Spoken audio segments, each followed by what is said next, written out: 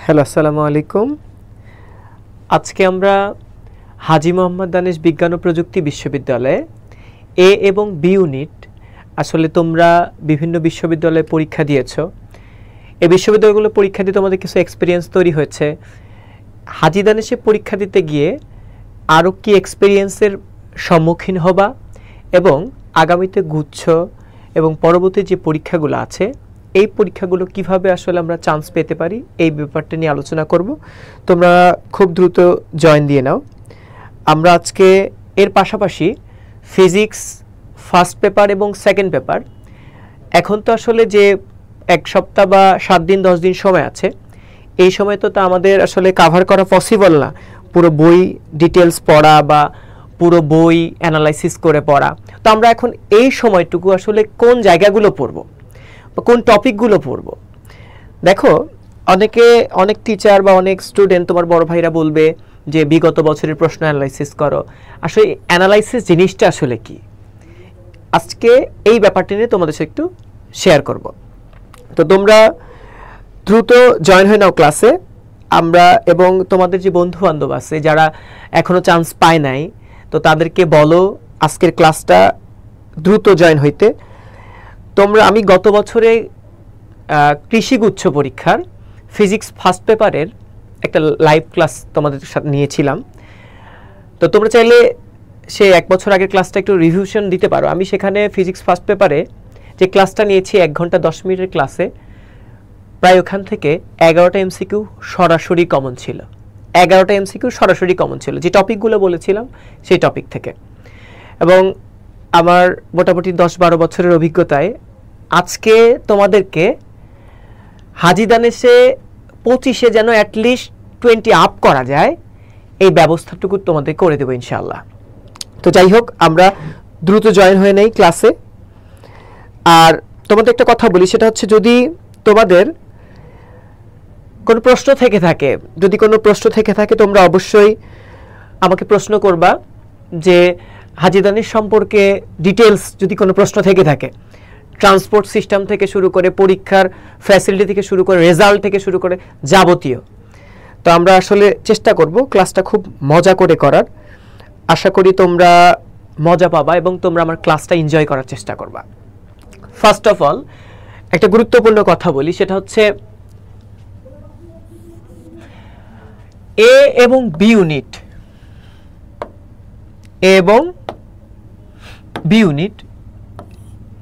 এই দুইটা ইউনিটের মধ্যে কোন সাবজেক্টে তোমাকে প্যারা দিবে এটাকে আমাকে জানতে হবে।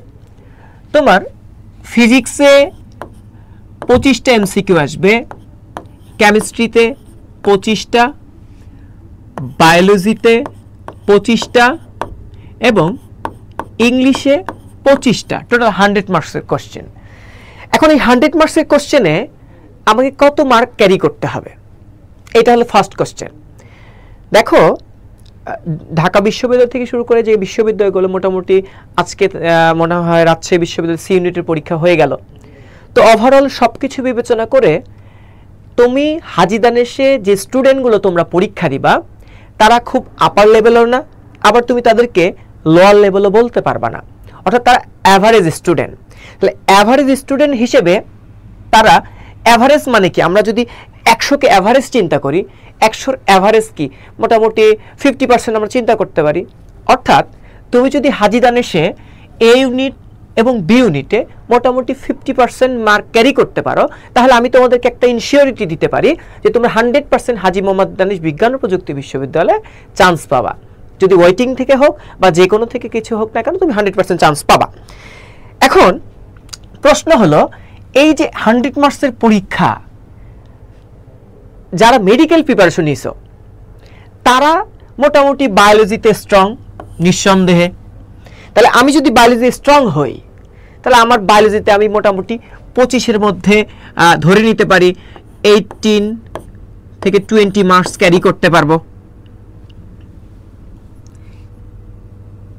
80 থেকে 20 মার্কস আমি ক্যারি করতে পারবো, এটা ধরে নিতে পারি। আচ্ছা, তাহলে আমার চান্স পাইতে লাগবে হলো 50 মার্কস, মিনিমাম 50 মার্কস। তাহলে আমি এখানে বায়োলজিতে ক্যারি করলাম কত, বায়োলজিতে ক্যারি করলাম, ধরলাম অ্যাভারেজ 18 মার্কস না, তোমাদের অনেকে আবার বাবা ভাই 18 মার্কস তো কম বেশি হয়ে যায়। আচ্ছা 15, আমরা যদি 15 ধরি বায়োলজিতে তুমি যারা বিগত বছরে বিভিন্ন এবছরে বিভিন্ন জায়গায় পরীক্ষা দিছো বা যে বেসমেন্টটুকু হয়েছে, আশা করা যায় বায়োলজিতে আমরা 15 মার্কস ক্যারি করতে পারবো। যাই হোক, তাহলে আমি যে 15 মার্কস ক্যারি করলাম আমার লাগবে হচ্ছে কত 50। আমি কিন্তু 15 অলরেডি পেয়ে গেছি, বা একটা অ্যাবিলিটি আছে আমার 15 পাওয়ার মতো। লাগে কত 35 মার্কস লাগে। দেখো এই যে কেমিস্ট্রি যেটা আছে, যারা মেডিকেলের জন্য চিন্তা ভাবনা করেছিলে, যারা মোটামুটি ঢাকা বিশ্ববিদ্যালয়ের বিভিন্ন প্রাইভেট বিভিন্ন অনলাইন অফলাইন প্ল্যাটফর্মগুলো পড়াশোনা করেছিলে, তো তারা কিন্তু ওভারঅল এই 25 মার্কসের মধ্যে তারা 12 প্লাস ইজিলি ক্যারি করতে পারে, 12 প্লাস। তাহলে যদি আমি চিন্তা করি যে 12 প্লাস আরও এক সপ্তাহ পড়াশোনা করে, এটা অবশ্যই 15-এ যাওয়া পসিবল। তাই 12টা আমরা যাব কততে 15। এখন প্রশ্ন, ভাই এই বায়োলজি যে আপনি বললেন 15 মার্কস পাবো, কেমনে পারবো? তোমাদের জয়কলি একাডেমি এই 15 মার্কস 15 প্লাস, আমি তো বলছি আমি ফিজিক্সে মোটামুটি 20 প্লাস মার্কস আজকে তোমাদের ইনশিওর করে দেবো এবং ওপেন চ্যালেঞ্জ। তাহলে এরকম আরও অনেক ভাইয়ারা তোমাদের এই বায়োলজিতে কিভাবে তুমি, আমি তো বললাম মোটামুটি আমার জায়গা থেকে যে 15 প্লাস, এটা তোমাদের ক্যালিভারিটি অনুযায়ী শিক্ষকটা আশা করা যেতে পারে তোমাদেরকে এখানে 20 মার্কসের মতো একটা তৈরি করে দিতে পারে। আসো, তাহলে আমার দায়িত্ব হলো ফিজিক্স নিয়ে, কিন্তু আমি তোমাদের ওভারঅল একটা ভিউ দিচ্ছি। তাহলে এখানে হলো 15, এখানে 15, তাহলে আমি পাইলাম কত ভাইয়া? আমি পাইলাম 13 মার্কস আমি ক্যারি করলাম, সরি 30 মার্কস ক্যারি করলাম। আমার চান্স পাইতে লাগে আরও 20 মার্কস। দেখো হাজী দানেশের সবচেয়ে সায়েন্সের স্টুডেন্ট না, ইংলিশ নিয়ে অনেক প্যারা খায় যে আমার ইংলিশ তো ভাই এতদিন পড়ি নাই, এতদিন তো ফিজিক্স কেমিস্ট্রি বায়োলজি ম্যাথই পড়ছি, তাহলে এই ইংলিশটাতে ভারী মানে আমি ভালো করব কিভাবে? দেখো তুমি তো এইচএসসি পরীক্ষা দিছ, তুমি তো অ্যাটলিস্ট এ গ্রেড বা এ মাইনাস পাইছ, তাহলে একটি স্টুডেন্ট যদি এ মাইনাসও পেয়ে থাকে তাহলে আশা করা যায় 25-এর মধ্যে সে 5-6 তো পাবে, এটা তো একদম নিঃসন্দেহে এইচএসসির বেসমেন্ট অনুযায়ী। তাহলে আমি যদি মনে করি যে তুমি ইংলিশে ওভারঅল 10 মার্কস ক্যারি করতে পারবা, এবং এটা তোমার বেসিক অনুযায়ী বলছি, মানে তোমার বেসমেন্ট অনুযায়ী, তুমি এখন যে অবস্থা আছে সেই অনুযায়ী বলছি। জয়কলি একাডেমি তোমাদের এই যে মাঝে হাজী দানেশ সম্পর্কে যে সাজেশন, যে গাইডলাইন ক্লাসগুলো দিবে, এখান থেকে তোমার এই 10 মার্কস ক্যারি আরও ইনক্রিজ হয়ে হয়তো 20 হইতে পারে। আমি ধরলাম তোমাদের বেসিক অনুযায়ী এখানে 10, এখানে 15, এখানে 15, টোটাল হলো 40 মার্কস। এখন চান্স পাইতে লাগে কত ভাই? 50। অর্থাৎ ফিজিক্স এই 25টার মধ্যে 10টার মতো পাইলেই তোমার কনফার্ম চান্স। এখন প্রশ্ন হলো, আজকে আমি তোমাদের এই তোমার 10 মার্ক যে তুমি কমন পাবা, এই 10 মার্কে কিভাবে আমি আজকে তোমাদের 20 প্লাস বানাই দিব, এটা তোমরা ইনশাল্লাহ পুরো ক্লাস জুড়ে দেখবা। এবং তোমাদের যে ফ্রেন্ডগুলো এখনো ক্লাসে জয়েন হয় নাই তাদেরকে বলো, যারা এখনো চান্স পায় নাই। একটা কথা কি, অনেক স্টুডেন্ট এখন চিন্তা করতেছো যে সেকেন্ড টাইম মেডিকেল করবা, সেকেন্ড টাইমে মেডিকেলের জন্য খুব দিনভর চেষ্টা করছো। আমি বলবো যে এটা আসলে বোকামি ছাড়া কিছু না। কারণ যে স্টুডেন্টটা ফার্স্ট টাইমে কোথাও ওয়েটিংয়ে আসতে পারলো না, সে স্টুডেন্টটা আসলে মেডিকেলের স্বপ্ন দেখাটা অনেকটা আকাশচুম্বী। হ্যাঁ, অনেক ব্যতিক্রম আছে, বাট আমি বলবো সামনে যে বিশ্ববিদ্যালয়গুলো আছে, অ্যাটলিস্ট এই বিশ্ববিদ্যালয়ের পরীক্ষাগুলো দিয়ে অ্যাটলিস্ট চান্স পেয়ে থাকা উচিত। তাহলে তোমার ফ্রাস্ট্রেশনটা এবং তোমার যে চিন্তা ভাবনা, ফ্যামিলির যে প্রেশার, বন্ধু বান্ধবের যে প্রেশার, এই প্রেশারগুলো থাকবে না। একটা পাবলিক বিশ্ববিদ্যালয়ের ট্যাগ লাগার যে শান্তিটা, এটা আসলে যেদিন রেজাল্টে তোমাকে সিলেক্ট দেখবা, এই মজাটা আসলে মুখে ভাষায় প্রকাশ করা সম্ভব না। তো যেটা বলছিলাম সেটা হলো, এটা হলো মোটামুটি 50 মার্ক পাইলে তুমি হাজী দানেশে চান্স পাওয়ার মতো একটা অ্যাবিলিটি অর্জন করবা 100%। এখন হাজী দানেশে কোন সাবজেক্টগুলো ভালো, এটা একটা ফ্যাক্ট। কারণ তুমি যে 50 মার্কস পাবা, এই 50 মার্কস পাইলে তুমি কোন সাবজেক্টটা পাবা, বা যেমন হাজী দানেশের সবচেয়ে ভালো সাবজেক্ট কোনটা কি জানো? হাজী দানেশের সবচেয়ে ভালো হলো এ ইউনিটের ডিভিএম, অর্থাৎ ডক্টর অফ ভেটেরিনারি, ঠিক আছে, যেটাকে আমরা বাংলা ভাষায় গরু ছাগলের ডাক্তার বলি। এই সাবজেক্টটা হাজী দানেশের জন্য মোস্ট ডিমান্ডেবল একটা সাবজেক্ট। তাহলে এই যে আমি বললাম হচ্ছে এই ইউনিটের জন্য কি ডিভিএম, এটা খুবই ভালো, নিঃসন্দেহে খুবই ভালো। এরপর সবচেয়ে বেশি সিট আছে যে ডিপার্টমেন্ট, সেটা হলো এগ্রিকালচার ডিপার্টমেন্ট। এগ্রিকালচার সেক্টরটা তোমরা জানো যে বর্তমানে ডে বাই ডে অনেক ইমপ্রুভ হচ্ছে।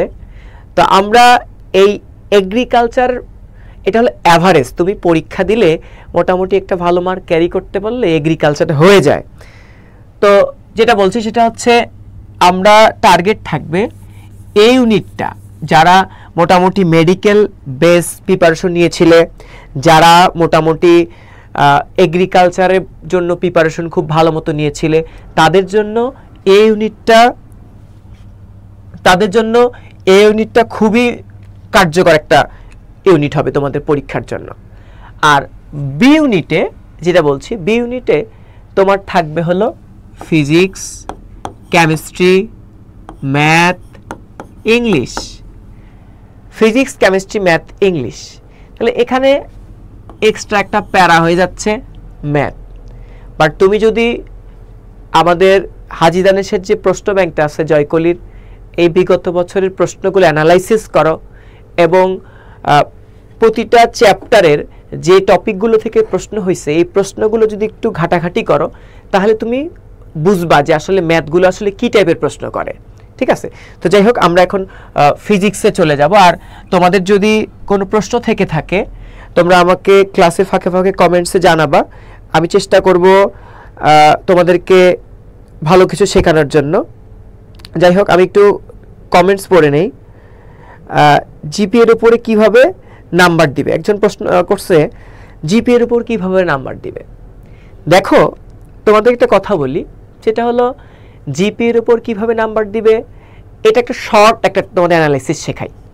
ভাই তুমি এক্সাম দিবা, বুঝো, এক্সাম দিবা, আমি টার্গেট বলে দিছি কত, 50। আজকের ক্লাস করবি ফিজিক্সে 50-এ, তোকে 50-এর মধ্যে আমি আজকেই 25-এর মধ্যে মনে কর 20 কমন নিয়ে দিব। লিখে রাখ ডেট, আজকে বিশ্ব মেধা দিবস, মনে হয় মেধা সম্পদ দিবস, আজকে 26শে এপ্রিল। তো লিখে রাখ 20+ কমন দিয়ে দিব। তাহলে আর লাগে কত, 30। যার একটু রেজাল্ট কম ওর জন্য মনে কর 52, বাস কথা শেষ।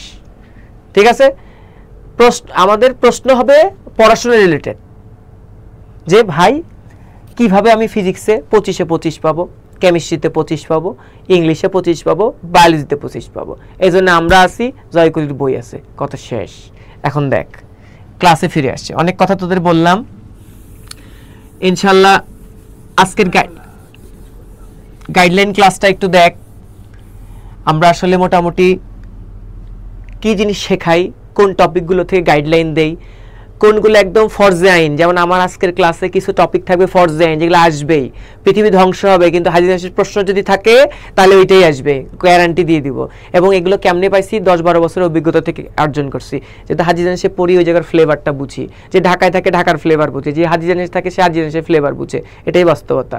যাই হোক আমরা একটু কোশ্চেনে ফিরে আসি। দেখো 19-20 সেশনে লাস্ট হাজী দানেশ এককত্ব আধিপত্য নিয়ে পরীক্ষা দিয়েছিল, মানে পরীক্ষা নিয়েছিল।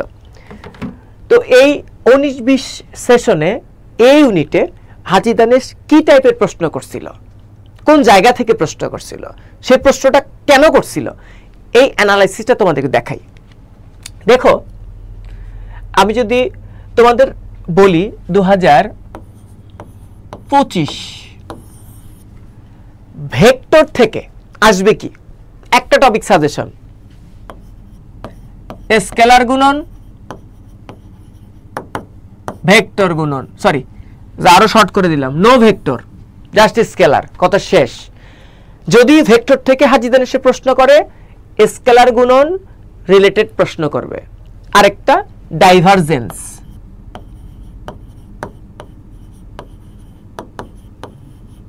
ডাইভারজেন্সের ম্যাথ, কোনো নদী নৌকা, কোনো আজে বাজে ব্লা কিছু দরকার নেই ভাই, স্কেলার গুণ রিলেটেড সকল ম্যাথ করবি, ডাইভারজেন্স পড়বি, কথা শেষ। আর ভেক্টর নিয়ে অত প্যারা খাওয়ার কিছু নেই। হ্যাঁ, একটা প্যারা খাওয়ার কিছু আছে, দেখবা মেডিকেল সময়ে তুমি ভেক্টর থেকে কিছু থিওরিটিক্যাল প্রশ্ন পড়ছিলা, ওই থিওরিগুলো একটু ভালো মতো পড়বা। যেমন অর্থাৎ আমি কোন থিওরির টপিক বলছি সেটাও লিখে দিচ্ছি। আমি তোমাদেরকে বললাম ভেক্টরের ওই যে লব্ধির মান ও দিক, লব্ধির মান দিক রিলেটেড যে থিওরিগুলো ছিল, লব্ধির মান নির্ণয়ের সূত্র, লব্ধির দিক নির্ণয়ের সূত্র, এই একটা টপিক, ডাইভারজেন্স একটা টপিক, স্কেলার গুণন একটা টপিক, কথা শেষ। তাহলে ভেক্টর থেকে ভাই একদম ব্রেন ফ্রেশ করে 3টা টপিক পড়বা, কমন পাবা 100-100। এই যে স্লাইড আছে, পরীক্ষার পর তোমাদেরকে মিলাই দেওয়া হবে, ঠিক আছে? এক্সট্রা কিছু আজে বাজে জিনিস পরে মাথা নষ্ট করার দরকার নাই। হ্যাঁ, তোমরা যে জিনিসটা ভুল করো, তোমরা না প্রশ্ন সলভ করার সময়, একটা চ্যাপ্টারের প্রশ্ন সলভ করার সময় তোমরা যে কাজটা করো, এই যে আমরা বইয়ের নিচে যে ব্যাখ্যাগুলো দেই, এই ব্যাখ্যাগুলো তোমরা পড়ো না। কি প্রশ্ন আছে একটা, সাপোজ আমি যে একটা প্রশ্নের দিকে তাকাই, একজন বালক একটি বল নিয়ে ভূমির সমান্তরে এত কোণে এত বেগে ছুটছে, বলটি কত দূরে গিয়ে ভূমিতে পড়বে, কত দূরে গিয়ে পড়বে। টুক করে কি হলো যে সাপোজ মনে করে অ্যান্সার হলো ডি, সাপোজ মনে করে অ্যান্সার ডি, বাস ওটা পড়ে ফেলছে, শেষ। না, এই কাজটা তোমরা করবা না। তোমরা একটা কাজ করবা, সেটা হচ্ছে তোমরা এই কোশ্চেনের নিচে অ্যানালাইসিসটা একটু দেখবা এবং মুখে মুখে না। দেখো এই ম্যাথটা যখন সলভ করবা, সূত্রটা লিখবা, সূত্র লেখার পর তুমি নিজে নিজে সলভ করবা, পরবর্তীতে এই সূত্রের সম্পর্কটা পড়ার চেষ্টা করবা। গত বছর যেটা ম্যাথমেটিক্যাল টার্মে ছিল, সেটা হয়তো এই বছরে তোমার আসতে পারে হচ্ছে থিওরিটিক্যাল টার্মে চলে আসতে পারে, সম্পর্ক রিলেটেড আসতে পারে, ঠিক আছে? তো এই ব্যাপারটা একটু খেয়াল রাখবা। আর ডাইভারজেন্সের যে ব্যাপারটা বললাম, ডাইভারজেন্সের ক্ষেত্রে তোমার যে লেখা আছে লম্বের শর্ত, তোমার হচ্ছে বলা আছে যে সংরক্ষণশীল অসংরক্ষণশীল, যেমন তোমার ক্রস গুণে দেয়া আছে, তারপর সলিনয়েড, চোঙ্গাকৃতি, এই থিওরিটিক্যাল জায়গাটা তোমাদেরকে পড়তে হবে।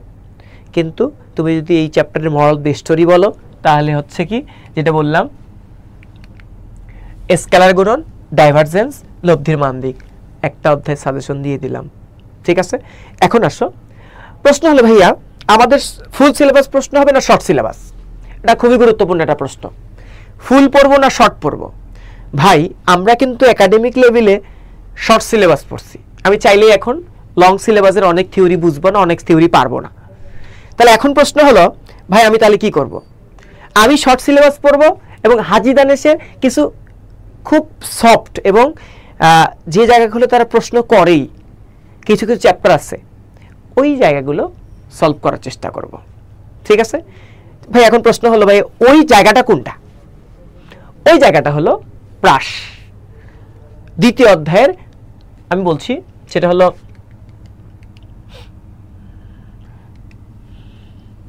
এক সেকেন্ড দাঁড়াও। যেমন তোমাদের তৃতীয় অধ্যায়ের যে টপিকটা আছে, আমরা ছোটবেলা থেকেই পড়ে আসতেছি, এসএসসি লাইফ থেকে পড়ে আসতেছি, s is equal ut plus half it square, v square equal u square plus 2s, এই রিলেটেড থেকে প্রশ্ন আসতে পারে, অথবা প্রাস। তোমরা প্রাসের সূত্রগুলো একটু ভালো মতো পড়ে ফেলিও। প্রাসের এখন প্রশ্ন, প্রাসের কোন সূত্রগুলো? প্রাসের শুধুমাত্র t h r y x, এই 5টা সূত্র একটু মুখস্থ করে যাইস, তোর জন্য কাজে লাগবে। এখন প্রশ্ন, ভাই আমি তো এটা শর্ট সিলেবাসে পড়ি নাই। বাবা এটা গতিবিদ্যা, ম্যাথের গতিবিদ্যাতে পড়ছো বাবা, স্থিতিবিদ্যা গতিবিদ্যা যখন পড়ছো তখন এই সূত্রগুলো পড়ে ফেলছো। সো বলিও না যে এটা সিলেবাসের বহির্ভূত, ঠিক আছে? এটা সিলেবাস ভুক্ত। আচ্ছা, আমরা এখন নিউটনীয় বলবিদ্যা নিয়ে একটু কথা বলবো। 4 অধ্যায়, যেটা অনেক পোলাপাইন ভয় পায়, তোরা পাইস কি না জানি না, বাট আমি আমার একাডেমিক লাইফে ভয় পাইতাম। নিউটনীয় বলবিদ্যাটা খুব আমার কাছে ভয়ঙ্কর একটা চ্যাপ্টার মনে হইতো, যে নিউটনীয় বলবিদ্যা এটা আমার দ্বারা আসলে সম্ভব না। এমন একটা পেইনফুল জায়গা লাগতো। এখন প্রশ্ন হয় এই যে পেইনফুল জায়গা লাগতো, এই পেইনফুল জায়গাটা সলিউশন করব কিভাবে, বা আমি নিউটনীয় বলবিদ্যার কোন টপিকটা পড়ব। শোন, বল রিলেটেড যে সূত্র আছে না, এ বল সে বল ঘাত বল, এটা পড়বি, এটা ইম্পর্টেন্ট। এরপর ওই যে গুলি বন্দুক আছে না, যেটা এসএসসি থেকে পড়তেছি ঢুস ঢাস, যে মনে কর তুই হলো গুলি করলি, কত গুণে পিছনে হেলে পড়বি, গুলি কত বেগে যাবে, মিলিত বেগ, অর্থাৎ আমি বলতেছি এমভি প্লাস ছোটার এম ছোটার ভি ইকুয়াল কত 0। এইখান থেকে বিগত বছরের প্রশ্ন আসছিল, সেই জায়গা থেকে বলা যেতে পারে এখান থেকে প্রশ্ন আসলেও আসতে পারে। ঠিক আছে, আচ্ছা, তাহলে একটা সাজেশন, দুইটা সাজেশন। আর একটা হলো ঘাত বল, এই যে ঘাত বল, বলের ঘাত, এটা বল রিলেটেড কনসেপ্ট। যে বললাম বলে যা আছে সব, বড়াতের এম বড়াতের ভি প্লাস ছোটাতের এম ছোটাতের ভি ইকুয়াল 0, এই একটা কনসেপ্ট। এরপর হলো জড়তা, জড়তার ভ্রামক, জড়তার ভ্রামক, এই তিনটা টপিক। ও এর সাথে একটা আছে টর্ক। বাবা এই যে ছোট্ট কিছু জিনিস দিছি, এই যে তিনটা জিনিস মাত্র তিনটা দিছি, এটা কোনো ব্যাপারই না, কোনো ব্যাপারই না। এই তিনটা টপিক ভালো মতো পড়বি। আর আবার বলতেছি, ওই যে মেডিকেলের সময় বা এগ্রিকালচারের সময় তুমি যে থিওরিটিক্যাল টাইপগুলো পড়তা, এই থিওরিটিক্যাল টাইপ বেশি একটু মনোযোগ দিও। কারণ হাজী দানেশে যে প্রশ্ন প্যাটার্ন 25টার মধ্যে মোটামুটি 13টা ম্যাথ দিবে, আর তোমার হচ্ছে 12টা দিবে হচ্ছে কি থিওরি। আবার এই 12টা থিওরিকে আবার থিওরি ভাবা যাবে না। এই 12টা থিওরির মধ্যে 3 থেকে 4টা থিওরি আবার সূত্র রিলেটেড থিওরি হবে। সূত্র রিলেটেড, ভাইয়া সূত্র রিলেটেড কেমন আসতেছে, অপেক্ষা কর, তাড়াতাড়ি আরো তোর বন্ধু বান্ধবকে জয়েন দিতে বল, কারণ বেশি পোলাপাইন থাকলে আমারও একটু উৎসাহ আসবে। বললাম তো আজকে যে টপিকগুলো দিচ্ছি মিলাই নিবি, এবং তোমাদের কাছে রিকোয়েস্ট তোমরা মোটামুটি শেয়ার দাও আমার এই ক্লাসটা। যারা পরীক্ষা দিবে, দেখা যাচ্ছে যে তুই শেয়ার দিলে এই ওসিলায় তুই চান্স পেয়ে যেতে পারিস।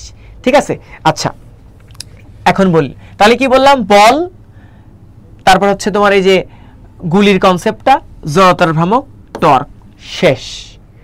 নিউটনীয় বলবিদ্যার আর কোনো টপিক পড়ার দরকার নাই।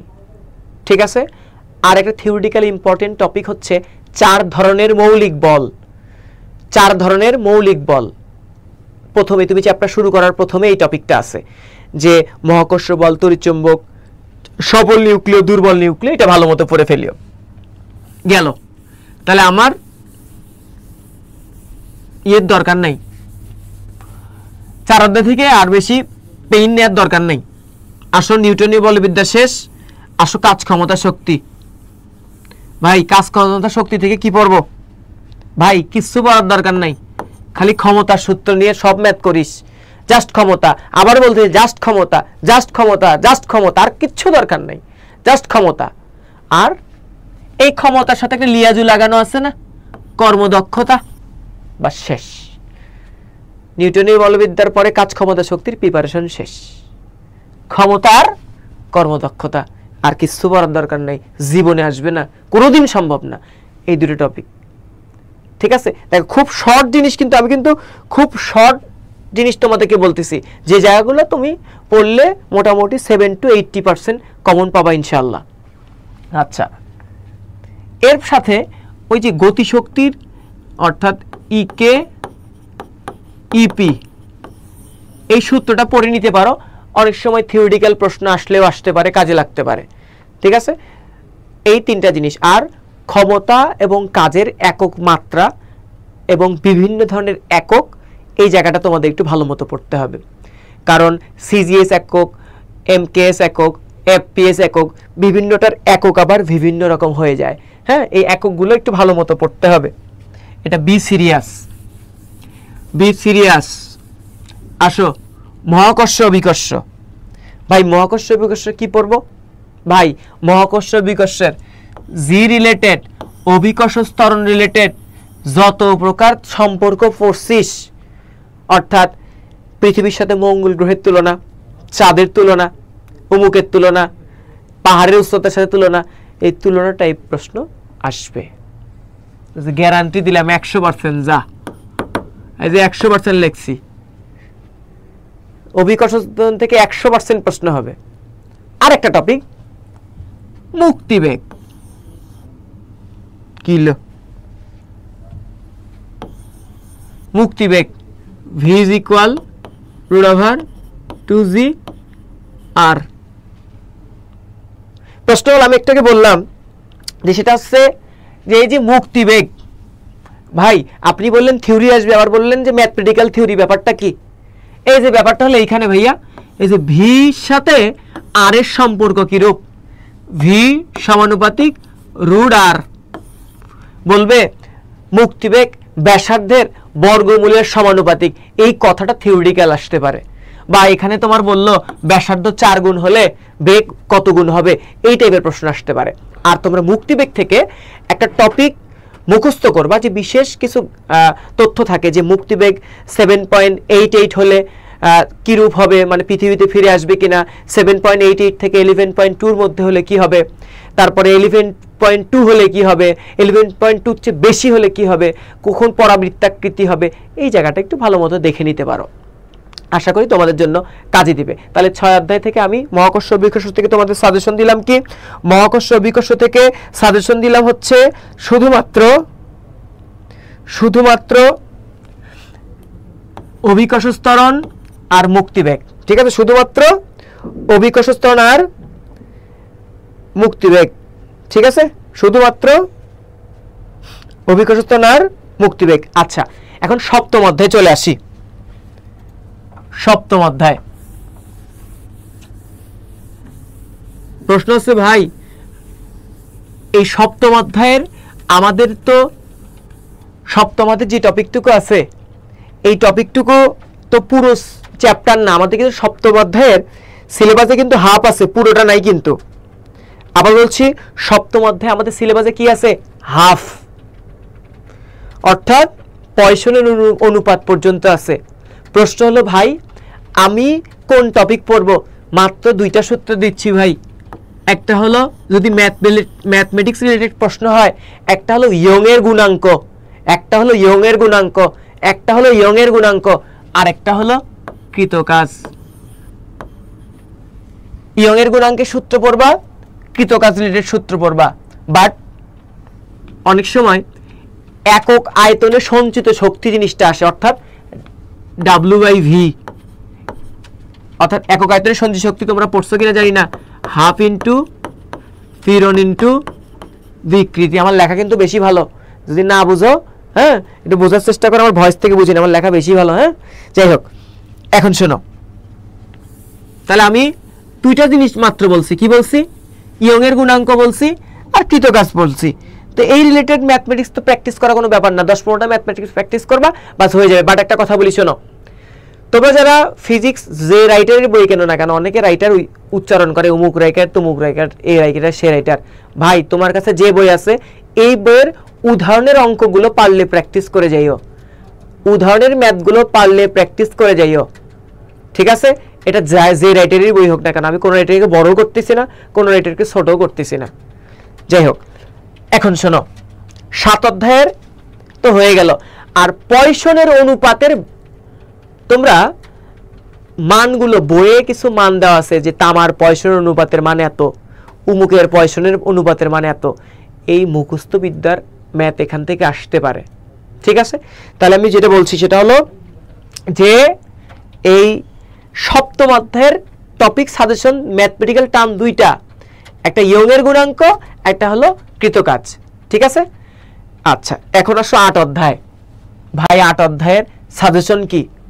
8 অধ্যায়ের একটা সাজেশন, t = 2π√L/g। পড়ছি না আমরা? আমি তো মনে করি যারা অ্যাডমিশন ক্যান্ডিডেট তারা পড়ো নাই, তারা এই সূত্র পড়ো নাই, এই সূত্রে ম্যাথ করো নাই। এমন পোলাপাইন আসলে আছে বলে মনে হয় না, এমন পোলাপাইন আছে বলে মনে হয় না।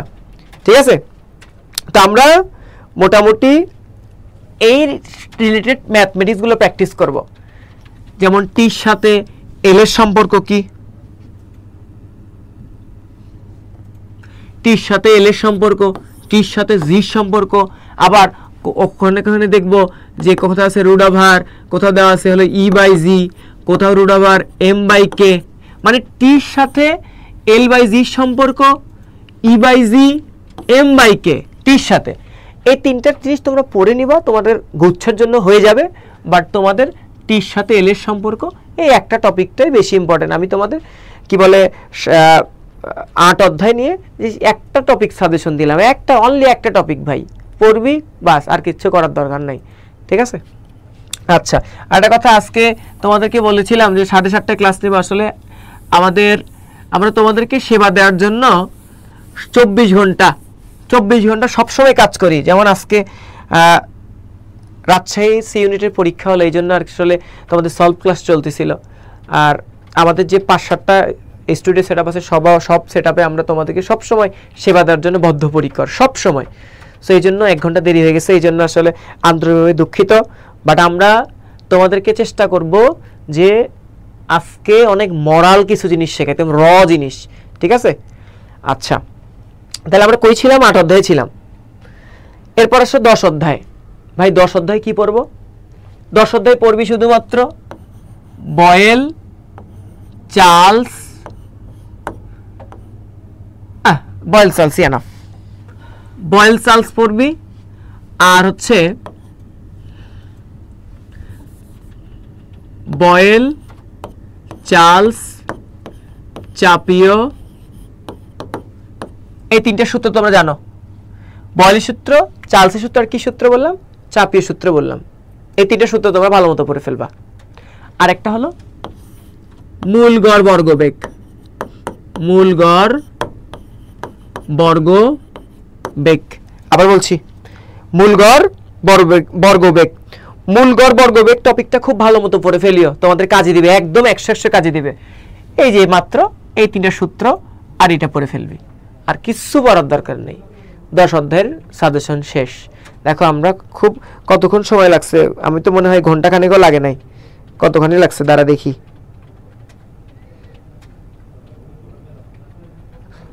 আচ্ছা, তা আমাদের যে সময়টুকু লাগছে এই সময়টুকুতে আমরা কিন্তু দেখো পুরো ফিজিক্স ফার্স্ট পেপার একদম খেয়ে দিছি যাকে বলে বাংলা ভাষায়। হ্যাঁ, আমার যে টপিক সাজেশন এগুলো যদি ভালো মতো পড়ো, আমি মনে করি ফার্স্ট পেপার তুমি 100% অ্যান্সার করতে পারবা। ঠিক আছে, এখন সেকেন্ড পেপারে কি পড়বো? ভাই সেকেন্ড পেপারটা হলো অনেক পোলাপাইন ফিজিক্সের ক্ষেত্রে খুব ভয় পায়, অনেক পোলাপাইন পড়েই না, সেকেন্ড পেপার দেখলেই গায়ে জ্বর আসে। হ্যাঁ, তো এই সেকেন্ড পেপারে তাপগতিবিদ্যা থেকে শুরু করে লাস্টে চ্যাপ্টারগুলো আছে। এই চ্যাপ্টারগুলোতে আমরা যে জায়গাগুলোতে ফোকাস দিব সেটা হলো 1 নাম্বার বলি, সেটা হচ্ছে তোমার সমষ্টি প্রক্রিয়ার ক্ষেত্রে যে সূত্রটা দেওয়া আছে, কৃতকাজের সূত্র দেওয়া আছে। সমষ্টি প্রক্রিয়ার ক্ষেত্রে কৃতকাজ, সমষ্টি প্রক্রিয়ার ক্ষেত্রে কৃতকাজ, রুদ্ধ এগুলো লাগবে না, রুদ্ধ লাগবে না। এরপর এনট্রপি, এনট্রপি টপিকটা থেকে বিগত বছরের প্রশ্ন হয়েছে, এটা তার একটা মানে ভালো লাগার একটা জায়গা। আর একটা হলো তোমার কার্নো ইঞ্জিনের দক্ষতা। কার্নো ইঞ্জিনের আমি যদি কাদো লিখছি, এটা হলো কার্নো, দতে হলো দক্ষতা। কার্নো ইঞ্জিনের দক্ষতা, এনট্রপি, সমষ্টি প্রক্রিয়ার কনসেপ্টটা পড়ে ফেলবি। আর হলো তাপগতিবিদ্যার প্রথম সূত্র, তাপগতিবিদ্যার প্রথম সূত্র। আবার বলছি, তাপগতিবিদ্যার প্রথম সূত্র। প্রশ্ন হলো তাপগতিবিদ্যার প্রথম সূত্রের তো আবার বিভিন্ন ক্ষেত্র আছে, যেমন সমচাপ প্রক্রিয়া, সমতাপ প্রক্রিয়া, সমষ্টি প্রক্রিয়া, রুদ্ধতাপীয় প্রক্রিয়া। 4টা টপিক, 4টা সূত্র পড়তে বলি নাই, জাস্ট 4টা টপিক একবার রিভিশন দিয়ে নিবি, থিওরিটিক্যাল রিভিশন, কাজ হয়ে যাবে। তাপগতিবিদ্যা থেকে যা প্রশ্ন আসবে আশা করি পারার মতো আসবে। ঠিক আছে, এরপর আসো স্থির তড়িৎ। ভাই স্থির তড়িতের ক্ষেত্রে মাত্র 2টা থেকে 3টা সূত্র পড়বেন, মাত্র 2টা থেকে 3টা সূত্র পড়বেন। ভাইয়া স্থির তড়িৎ থেকে শুধুমাত্র কি পড়ব? ভাইয়া স্থির তড়িৎ থেকে শুধু পড়বেন বলের সূত্র, তড়িৎচালক শক্তি সূত্র, বিভবের সূত্র। আরেকটা পড়বেন সঞ্চিত শক্তি, সঞ্চিত শক্তি। আবার বলতেছি এই তিনটার মধ্যে ইম্পর্টেন্ট হচ্ছে ভির সূত্রগুলো, আর এটাই বেশি ইম্পর্টেন্ট। এগুলো মানে মেইন কথা হলো এখান থেকে তিনটা সূত্র পড়বেন আর এখানে সঞ্চিত শক্তি সূত্র পড়বেন। স্থির তড়িৎ শেষ, আর কিছু বলার দরকার নেই স্থির তড়িৎ সম্পর্কে, ঠিক আছে। এরপর আসি চলতড়িৎ। ভাইয়া চলতড়িৎ ঠিক কি পড়বো? ভাইয়া চলতড়িৎ থেকে পড়বা। আরেকটা কথা, আমি পুরো চ্যাপ্টারটা সাজেশন দেওয়া শেষ করার পরে একটা সেশন তোমাদের সাথে করব, যে তোমাদের যদি কোনো প্রশ্ন থাকে বা আমি যদি দেখি যে এই প্রশ্নের অ্যান্সার দেওয়াটা একটু জরুরি, আমি এই কোশ্চেনগুলো আসলে অ্যান্সার দিব। হ্যাঁ, অনেকে অনেক কথা লিখছে, আসলে অনেকে অনেক কথা লিখছে। আমি আস্তে আস্তে খুব শেষ করে ফেলি, আর মাত্র 3-4টা অধ্যায় আছে। 3-4টা অধ্যায় তোমাদের সাজেশন দেওয়ার পরে তোমাদের যে কমেন্টসগুলো আছে প্রতিটা কমেন্টসের অ্যান্সার দেওয়ার চেষ্টা করবো ইনশাআল্লাহ। এখন চলো তো থেকে কি পড়বো? তোমরা দেখছো কি না, হাজী দানেশের স্টুডেন্টে যদি কোনো এসএসসি লেভেলের স্টুডেন্ট অ্যান্সার করে ফিজিক্সের, আমি বিশ্বাস করি বুকে হাত দিয়ে বলতে পারি অন্তত সে 4 থেকে 5 মার্ক কম পাবে। হাজী দানেশের বিগত বছর প্রশ্ন অ্যানালাইসিস করে দেখবা, সেখানে আসে তুল্য রোধ। তুল্য রোধ কি কারণে দেয় আমি জানি না ভাই, কিন্তু এটা সাজেশনে ইম্পর্টেন্ট। বিগত বছরের কোশ্চেন অ্যানালাইসিস করে দেখা গেছে যে তুল্য রোধ থেকে তারা প্রশ্ন দেয়, কখনো চিত্র দিয়ে দেয়, আর কখনো সংজ্ঞা আকারে বা থিওরিটিক্যাল আকারে থাকে। তোমাকে সার্কিট তৈরি করে তো ম্যাথমেটিক্সটা সলিউশন করতে হবে। তুল্য রোধটা খুবই গুরুত্বপূর্ণ। 2 নাম্বার হচ্ছে বিদ্যুৎ বিল। বিদ্যুৎ বিলের হিসাব। আরেকটা হলো Wheatstone bridge, P/Q = R/S। Wheatstone bridge, আবার বলতেছি হুইটস্টোন ব্রিজ, তোমার P/Q = R/S। আরেকটা হলো metre bridge, metre bridge, metre bridge. তুল্য রোধ আমি এর সাথে কিছু অ্যাড করলাম, কারণ কোশ্চেন এতদিন হলো মনে করো একটা জিনিস চিন্তা করো, দীর্ঘদিন ধরে প্রশ্ন করে না, এখন আবার প্রশ্ন করা শুরু করছে, তার মানে সে ক্রিয়েটিভিটি কিছু ঢুকাই দিতে পারে, এটা স্বাভাবিক। এর সাথে তড়িৎ প্রবাহ প্লাস বিভব, এটা আমি অ্যাড করে দিলাম। এটা আমার মনে হচ্ছে যে এই যে আমি ছোট করলাম যে তুল্য রোধ খালি তুল্য রোধ তুল্য রোধ, যদি এবার কোশ্চেন অ্যানালাইসিস একটু চেঞ্জ করে তাহলে সর্বোচ্চ তড়িৎ প্রবাহ যেতে পারে অথবা বিভব পার্থক্য চাইতে পারে, এটা এদের সর্বোচ্চ দৌড়। এখন প্রশ্ন ভাই, এই যে আপনি যে 1 নাম্বার লিখলেন, এইটা প্র্যাকটিস করার জন্য কোথায় যাব? তোমরা যে ঢাকা বিশ্ববিদ্যালয়ে পরীক্ষা দিছো এবং ঢাকা বিশ্ববিদ্যালয়ের প্রশ্ন ব্যাংক তোমাদের যারা আছে, যাদের জয়কুলির ঢাকা বিশ্ববিদ্যালয়ের প্রশ্ন ব্যাংক আছে, একটু ওই প্রশ্ন ব্যাংকটা একটু দেখবা। ওইখানে সার্কিট রিলেটেড কিছু প্রশ্ন অ্যানালাইসিস দেওয়া আছে, সার্কিট রিলেটেড প্রশ্ন অ্যানালাইসিস দেওয়া আছে। ওই প্রশ্নটা ভালো মতো পড়ে ফেলবো, ওই ম্যাথমেটিক্সগুলো, তুল্য রোধ নির্ণয়, তড়িৎ প্রবাহ নির্ণয়, বিভব পার্থক্য নির্ণয়। কোথায় ইনফরমেশন বললাম? ঢাকা বিশ্ববিদ্যালয়ের প্রশ্ন ব্যাংকের কথা বলছি, ঠিক আছে। আচ্ছা, বিদ্যুৎ বিল খুব শর্ট জিনিস পড়বো, বিদ্যুৎ বিলের খুব শর্ট, হ্যাঁ খুব শর্ট। কই পাবো এটা? এটা তোমাদের দেখবে ম্যাক্সিমাম রাইটারের বইয়ে দেখবা বিদ্যুৎ বিল রিলেটেড ম্যাথমেটিক্স দেওয়া আছে। আবার বলছি, বিদ্যুৎ বিল রিলেটেড ম্যাথমেটিক্স দেওয়া আছে, ঠিক আছে।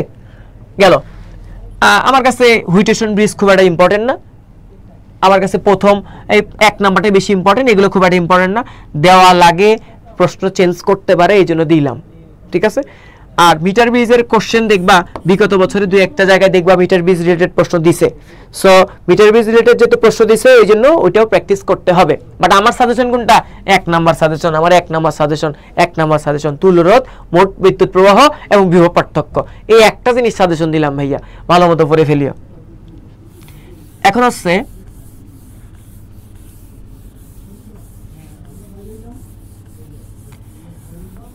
ফিজিক্স সেকেন্ড পেপারের আর 3টা অধ্যায় আছে, তাই না? একটা হলো সপ্তম অধ্যায়, অষ্টম অধ্যায়, নবম অধ্যায়, দশম অধ্যায়। এই 4টা অধ্যায়ে কোন জিনিসগুলো আসতে পারে একটু আমি তোমাদের সাথে শেয়ার করি। 7, 8, 9, 10 এই 4টা অধ্যায়ে তুমি যদি কমন পাইতে চাও, তুমি বিগত বছরের প্রশ্ন অ্যানালাইসিস করতে হবে। বিগত বছরে এই 4টা অধ্যায় থেকে যে টপিক থেকে প্রশ্ন হয়েছিল, শুধুমাত্র ওই টপিকটা ভালো মতো পড়বা। এই 4টা অধ্যায় থেকে কি টাইপের প্রশ্ন হতে পারে এইটা আসলে এখনো মানে আমার জায়গা থেকে বোঝা যাচ্ছে না বা বোধগম্য হচ্ছে না। বাট আমি আমার নিজস্ব কিছু মেধা থেকে তোমাদেরকে বলছি, সেটা হচ্ছে তুমি এই যে 8 অধ্যায়ের শুধুমাত্র দৈর্ঘ্য, ভর এবং সময় যে সূত্রটা আছে না 3টা, এই একটা টপিক সাজেশন, জাস্ট একটা টপিক তোমাদের জন্য সাজেশন। মানে এটা আমি আবার বলতেছি 7, 8, 9, 10 কি আসতে পারে এইটা আসলে খুব একটা মানে বলা যাচ্ছে না। বাট আমার সাজেশন 8 অধ্যায়ের এই সূত্রটা খালি পড়বেন। আর হলো ই রিলেটেড সূত্র আছে, ই ইকুয়াল এইচ নিউ এটা আছে ভাই। 7 অধ্যায়ে কি পড়বো ভাই? 7 অধ্যায়ে ডোরা রিলেটেড যে সূত্র দেয়া আছে, এই সূত্রটা পড়ে ফেলিও। ডোরা ব্যবধান, ডোরা প্রস্থ, এই একটা সূত্র ইম্পর্টেন্ট। আর এই 4টা অধ্যায় কিন্তু থিওরিটিক্যাল প্রশ্ন আসার জন্য একদম পোকা। এখান থেকে থিওরিটিক্যাল প্রশ্ন আসার পসিবিলিটি এত বেশি যে আসলে তোমাকে বোঝানো সম্ভব না কোশ্চেন না দেখা পর্যন্ত, ঠিক আছে? তাহলে 7 অধ্যায় থেকে ডোরার ম্যাথ, আমি কিন্তু ম্যাথমেটিক্যাল টার্মের কথাটা বেশি ফোকাস দিচ্ছি, কারণ তুমি বিগত বছরের প্রশ্ন আর যে পরীক্ষাগুলো দিছো, যে প্রিপারেশন নিছো, সেখান থেকে থিওরি হয়ে যাবে, নিঃসন্দেহে থিওরি হয়ে যাবে। এরপর 9 অধ্যায়ের ক্ষেত্রে ওই যে অর্ধায়ু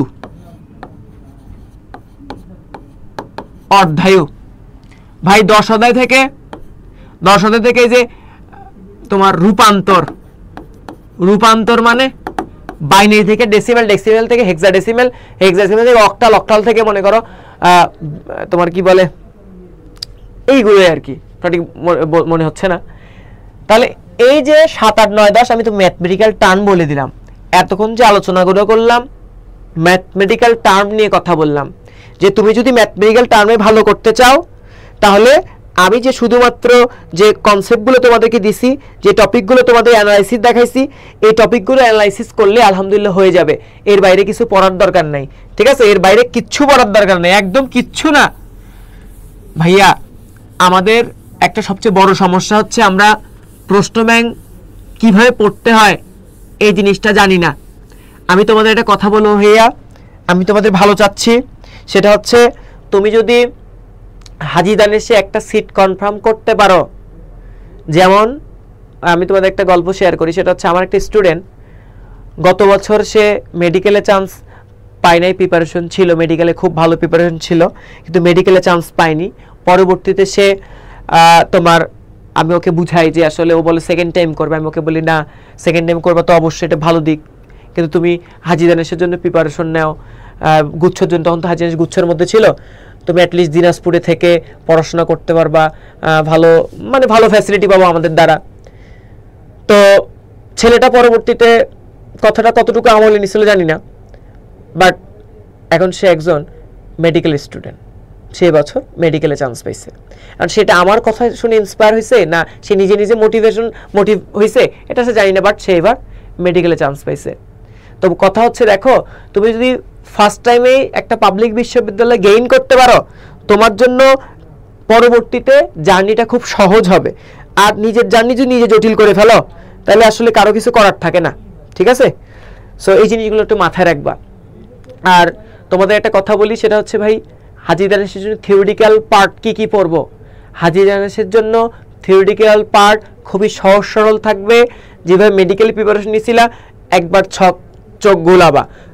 আর যেহেতু হাজী দানেশের পরে হলো গুচ্ছের পরীক্ষা, হাজী দানেশের পর গুচ্ছে পরীক্ষা, তোমরা হাজী দানেশকে ছোটভাবে নিও না, কারণ হাজী দানেশে অন্তত প্র্যাকটিস ম্যাচ খেলার জন্য হলেও দক্ষিণবঙ্গের ছেলেপেলেগুলো পরীক্ষা দিবে হাজী দানেশে। বিগত বছরগুলো অ্যানালাইসিসে দেখা যায় 60% স্টুডেন্ট থাকে উত্তরবঙ্গের আর 40% স্টুডেন্ট থাকে হলো 40% থাকে দক্ষিণবঙ্গ বা আদার্স। তাহলে দেখো মানে বিগত বছরে এই রেকর্ড, এটা হলো তোমার যখন হাজী দানেশ তোমার গুচ্ছের মধ্যে ছিল না, তখন গুচ্ছের মধ্যে থাকার পরে এই উত্তরবঙ্গ এটা 65 to 70 হয়েছে, এর ক্ষেত্রে আরও কমে আসছে 30%। ঠিক আছে, হাজী দানেশে উত্তরবঙ্গের পোলাপাইন বেশি পড়ে। ঠিক আছে, তো কথা হচ্ছে তুমি যদি হাজী দানেশে চান্স পেতে চাও, একজন হাবিপ্রবিয়ান হতে চাও, তাহলে আজকে 26 তারিখ, আমাদের মোটামুটি এদিকে 3 দিন, ওদিকে 4 দিন, মোটামুটি 7 দিন সময় পাবো। আমি যদি একদিন বাদ দেই 6 দিন সময় পাবো।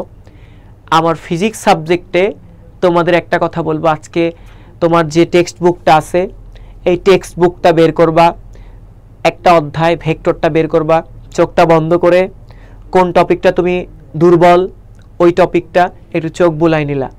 কারণ তোমাদের মনে আছে কিনা যে আমরা যে জিনিসটাতে একটু উইক হই পরীক্ষার হলে গিয়ে ওইটাতে আসলে ঝরা খেয়ে যাই। তো এই জন্য বলছি যে টপিকটা একটু নিজে দুর্বল এই টপিকটা দেখে নিলা, আমার সাজেশনটা একটু দেখলা, দেখার পরে প্রিভিয়াস সালে এই টপিক থেকে হাজী দানেশে কি প্রশ্ন আসছে এটা দেখলা, এবং পাশাপাশি গুচ্ছে কি টাইপের প্রশ্ন আসছিল এইটা একটু দেখে নিলা। তাহলে তোমার অ্যাট এ টাইম হাজী দানেশের প্রিপারেশন হয়ে গেল আর গুচ্ছের প্রিপারেশন হয়ে গেল। একটা পাবলিক বিশ্ববিদ্যালয়ে চান্স পাওয়া দরকার। আর এই জন্য বাজারের এইটা এই বই সে বই আসলে না কিনে, জয়কলি তো আসলে অনেক দিন হলো বইয়ের জগতে, তো তাদের বইগুলো খুব অ্যানালিটিক্যাল বই, খুব অ্যানালাইসিস করা বই। এই বইটা কিনে ফার্স্ট টু লাস্ট অ্যানালাইসিস করো, আশা করি তোমরা অনেক ভালো শিখতে পারবা এবং একজন হাবিপ্রবিয়ান হইতে পারবা। অন্তত একটা পাবলিক বিশ্ববিদ্যালয়ে পড়ার একটা পরিবেশ তৈরি হবে। আর হাজী দানেশে সবুজ চত্বরে তোমাদেরকে সবাইকে স্বাগতম। তোমরা আসবা, তোমাদের সাথে দেখা হবে, গল্প হবে।